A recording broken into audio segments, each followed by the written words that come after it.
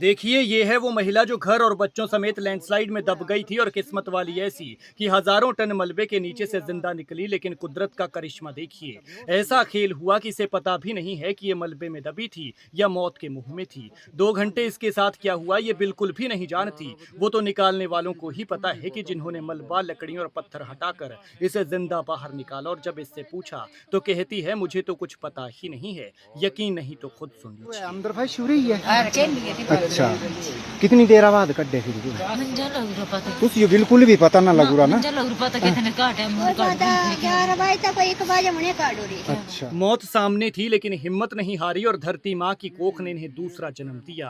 सोचिए, इतनी बड़ी आपदा, बेहद मुश्किल कष्ट। कुदरत ने घर छीना, कष्ट दिया, लेकिन भगवान ने इसे चुटकी बजाते ही इस दर्द से निकाल दिया। एक खरोंच तक नहीं आई है। आफत आई तो पूरा गांव भागकर जान बचाने में कामयाब रहा, लेकिन ये अपने बच्चों के साथ फंस गई। और थोड़ी ही देर में ऐसा सैलाब आया कि घर टूटा और टूटे हुए घर में ये लोग दब गए।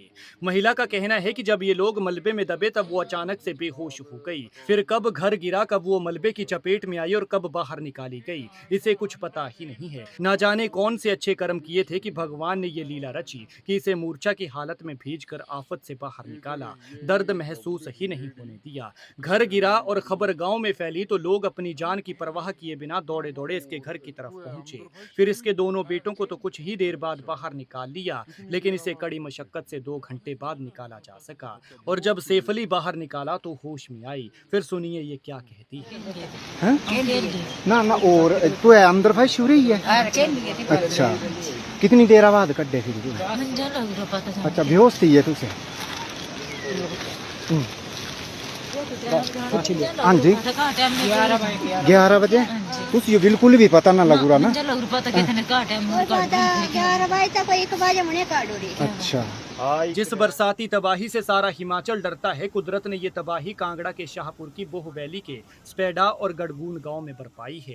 पहाड़ी के ऊपर बादल फटा जिसने 13 पक्के घर तोड़कर तिनके की तरह बहा दिए। 5 कच्चे मकान पूरी तरह से तबाह हो गए। बताया जा रहा है कि इनका नामो निशान तक मिट चुका है। इसके अलावा 9 गौशालाएं और एक प्राइमरी स्कूल की बिल्डिंग भी पूरी तरह से ध्वस्त हो गई है। और बेचारे बेगुनाह 8 मवेशी, 2 भैंस, 4 गाय, 1 बैल, 1 भेड़ इस आफत का शिकार हो गए।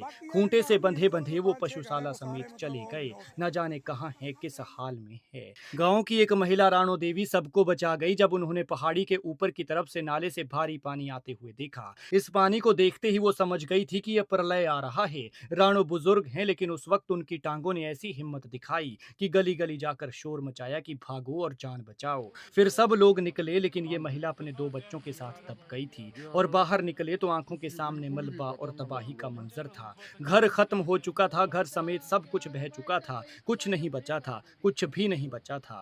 खैर, हम भगवान से प्रार्थना करते हैं कि भगवान इन लोगों को ये दर्द सहने की शक्ति दे, क्योंकि किसी की आंखों के सामने उसकी जीवन भर की कमाई से तैयार किया आशियाना चला जाए, भला इससे बड़ा दर्द और क्या होगा। लेकिन जिंदगी है तो सब कुछ है। घर छोटा मोटा फिर से बन जाएगा।